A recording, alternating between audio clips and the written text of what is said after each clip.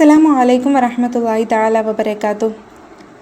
നമുക്കെല്ലാവർക്കും ഒരുപാട് കാര്യങ്ങൾ അള്ളാഹുവിൽ നിന്ന് ദിവസവും ചോദിച്ചു വാങ്ങാനായിട്ടുണ്ട്. അപ്പോൾ റബ്ബ് പറഞ്ഞിട്ടുള്ള ഈ ഒരു വരി ആദ്യം നിങ്ങൾ ഓർക്കുക. ഞാൻ ഈ പറയുന്ന ഈ ഒരു ദിക്ർ നിങ്ങളെ ഇഹത്തിലും പരത്തിലും വിജയിപ്പിക്കുക തന്നെ ചെയ്യും.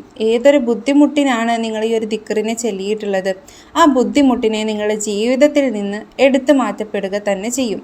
എന്നെ നിങ്ങൾ ഓർക്കുക, ഞാൻ നിങ്ങളെയും ഓർക്കും. സൂറത്തുൽ ബഖറയിലെ 154 അധ്യായമാണ് ഇത്. ദിക്ർ വിജയത്തിന് കാരണമാണ്. ദിക്ർ ചൊല്ലുന്നവർ ഇഹത്തിലും പരത്തിലും വിജയിക്കും. അല്ലാഹു സുബ്ഹാനഹു തആല പറഞ്ഞിട്ടുണ്ട്, വസ്കുറുല്ലാഹു കസീറൻ ലഅല്ലകും തുഫ്ലിഹൂൻ. നിങ്ങൾ അള്ളാഹുവിന് ധാരാളം ദിക്ർ ചൊല്ലുക, എന്നാൽ നിങ്ങൾക്ക് വിജയികളാകാം. അപ്പോൾ ഇത്രയും മഹത്വമുള്ള ദിക്റിനെ നമ്മൾ നിഷേധിച്ചിട്ടുണ്ടെങ്കിൽ നമുക്ക് ചൊല്ലാൻ ഒഴിവില്ല. നമുക്ക് സ്വത്തും സന്താനങ്ങളും മറ്റൊന്നും നമ്മുടെ ആരാധനകൾക്ക്, നമ്മളുടെ ദിക്റിന്, നമ്മളുടെ നിസ്കാരത്തിന് ഒരു തടസ്സമാക്കരുത്. എത്രയോ ഉമ്മമാർ പറയുന്നൊരു കാര്യമാണ്, ഞാൻ എത്രയോ ആളുകളുടെ വായിൽ നിന്ന് കേട്ടിട്ടുണ്ട്. അറിയാതെ പോലും നമ്മൾ തന്നെ പറഞ്ഞു പോയിട്ടുള്ളൊരു കാര്യമാണ്, എൻ്റെ കുട്ടീനെ നോക്കിയിട്ട് എനിക്ക് നിസ്കരിക്കാനൊന്നും പറ്റിയില്ല.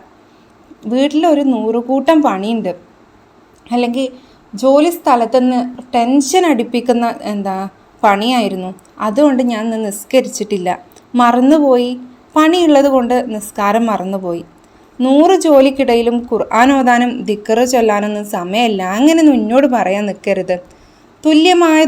ഇതിന് തുല്യമായതൊന്നും നമ്മളുടെ ഓരോ ഇബാദത്തിനും തടസ്സമാകരുത്, തടസ്സമാകാൻ കാരണമാകരുത്. അങ്ങനെ വന്ന നമുക്ക് സ്വത്തുണ്ടോ സന്താനമുണ്ടോ, തന്ന റബ്ബല്ലേത്, ആ റബ്ബിന് അത് തിരിച്ചെടുക്കാനും സാധിക്കും.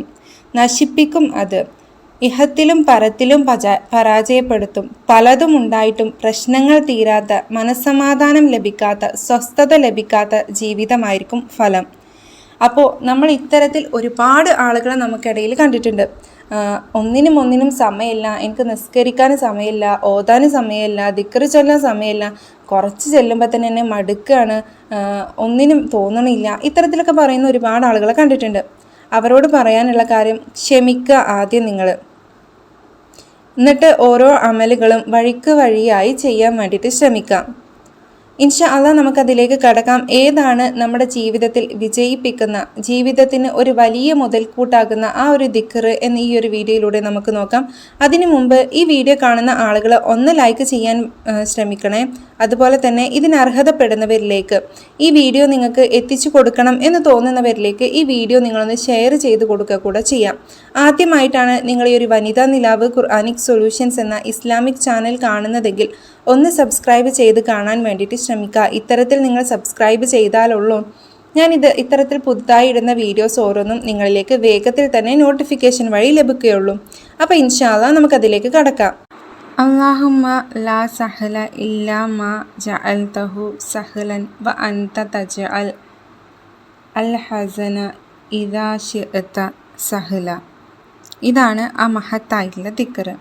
അല്ലാഹുവേ, നീ എളുപ്പമാകാതെ ഒരു കാര്യവും എളുപ്പമാകില്ല.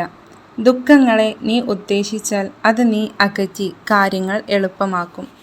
ഈ മഹത്തായിട്ടുള്ള ദിക്റിനെ നിങ്ങൾക്ക് എത്രയാണോ നിയ്യത്ത് വെച്ച് ചെല്ലാൻ കഴിയുന്നത് ആ രീതിയിൽ നിങ്ങൾ ചൊല്ലിയിട്ടുണ്ടെങ്കിൽ ഇൻഷാ അല്ലാഹു സുബ്ഹാനഹു തആല ദിക്റുകളുടെ ഫലം കൊണ്ട് നിങ്ങളുടെ ആ ഒരു പ്രശ്നത്തെ ജീവിതത്തിൽ നിന്ന് മാറ്റിയിട്ടുണ്ടാകും.